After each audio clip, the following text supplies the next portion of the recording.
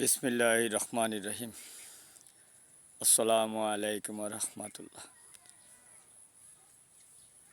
সম্মানিত এলাকাবাসী, আজকে আপনাদের কাছে আমি একটা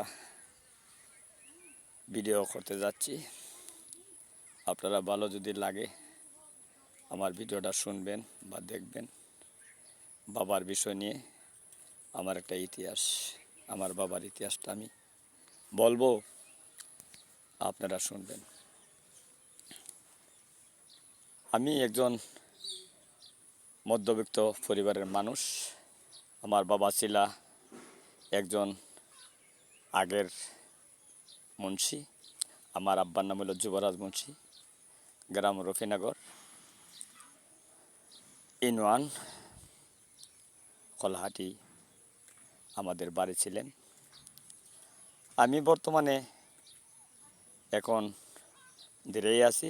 আমার নাম মোহাম্মদ আব্দুল খালেক। আমার বাবা নোয়াগার মসজিদে ইমামতি করতেন, মির্জাপুর মসজিদে ইমামতি করতেন। মির্জাপুরের অনেক মুরব্বির লগে খুব আন্তরিকতা ছিল, ভালোবাসা ছিল। আমি ছোটো সময়, আমার যখন বয়স 11 বছর হয়ে গেল, আমি মাদ্রাসা ছিলাম, আমাদের মাদ্রাসায় ভর্তি ছিলাম। সামান্য কিছু হালকা মাদ্রাসায় লেখাপড়া করছিলাম, কিন্তু করার পরে আমার হতভাগা দুর্ভাগ্য, আমি দুর্ভাগ্য থাকার কারণে আমার 11 বছর বয়সও আমার বাবা মারা যায়।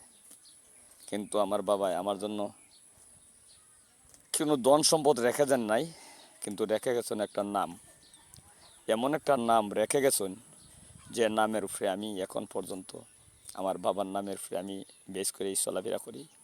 আমার বাবার যে তালাওয়াতগুলো আমি শুনতাম, যে ওয়াজগুলো আমি শুনতাম, এই ওয়াজগুলো আমি ব্যাখ্যা করে চলাফেরা করি। আমার বাবার নাম ছিল যুবরাজ মুন্সি। আমার বাবার নাম ছিল যুবরাজ মুন্সি। তখন আমার বাবা হিসমের মেসাব ছিল, একজন আলেম ছিল। তো অনেক সময় আমার বাবা দেখতাম রফিনগর গ্রামের বা মির্জাপুর গ্রামের মানুষে মুরব্বি যারা আসলা মহব্বত করতা। আমি ছোটো, আমি আমার আব্বার লগে যাইতাম বা দেখতাম। তখন এই সময়ে অনেক কিছু জিনিস আছে দেখার, কিন্তু আমার দেখার সৌভাগ্য নাই। আমার বাবার মহব্বত আদর আমি 10-11 বছর পর্যন্ত কিছু পেয়েছিলাম, বাদ বাকি জীবনটা আমি পাই নাই। দুর্ভাগ্যবশত আমি লেখাপড়া করতে পারি নাই। যাই হোক, যতটুকুই আল্লাহ আমার ভাগ্যে রাখছে, ওই ভাগ্য নিয়ে সেই চলাফেরা করতেছি। আল্লাহ চালাইছে, আলহামদুলিল্লাহ ভালো। বাকি দিনটা কিভাবে যাবে জানি না। আপনারা আমার বাবার জন্য দোয়া করবেন, আমার বাবার মাগফিরাতের জন্য দোয়া করবেন। আর সবার বাবারে নিয়ে সেটা গর্ববোধ করবেন, যেহেতু আপনাদের মা বাবা সবাই যেন ভালো থাকতে পারে, সুস্থ থাকতে পারে, এই বললে আপনারা মা বাবার জন্য দোয়া করবেন। আজকে শুক্রবারের দিন আমি এই ভিডিওটা করছি, কেন করছি, এটা বড় একটা ইতিহাস। আমার বাবার লাশ বসে সন্তান হলাম আমরা 4 ভাই। আমার নাম মোহাম্মদ আব্দুল খালেক। আমার ছোটো ভাইয়ের নাম হলো আব্দুল আজিদ, আরেকজনের নাম হলো আব্দুল নূর। আমার ছোটো ভাইয়ের নাম 4 নম্বরটার নাম হলো আব্দুল সালেক।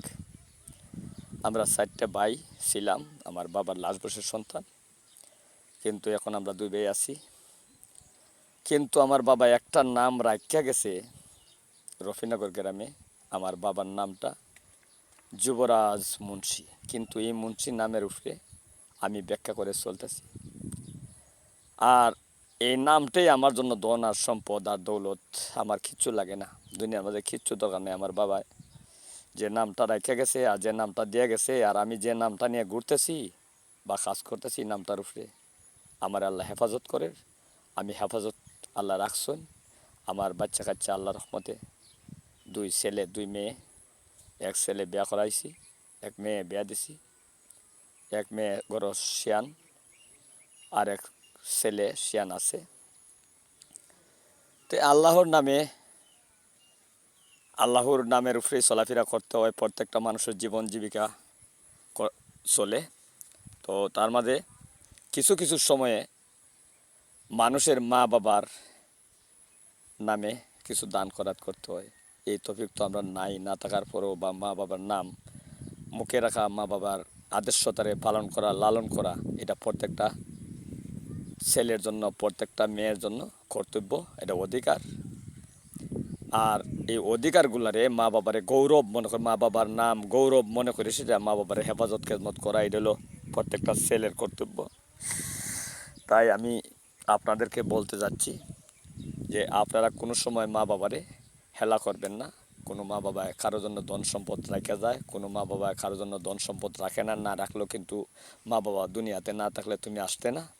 আর মা বাবার যদি সুন্দর মন ভালোবাসা থাকে, এটি ধন আর সম্পদ, এটি সব থেকে বড় জিনিস, বড় সম্পদ।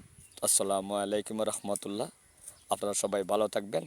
আর দয়া করে আমার ভিডিওটারে মনে করে সে দেখবেন, সুন্দর মন দিয়ে দেখবেন। আর আলাপ আলোচনা করে সুস্থভাবে আপনারা দেখে সেটা লাইক কমেন্ট করবেন। আসসালামু আলাইকুম রহমতুল্লাহ।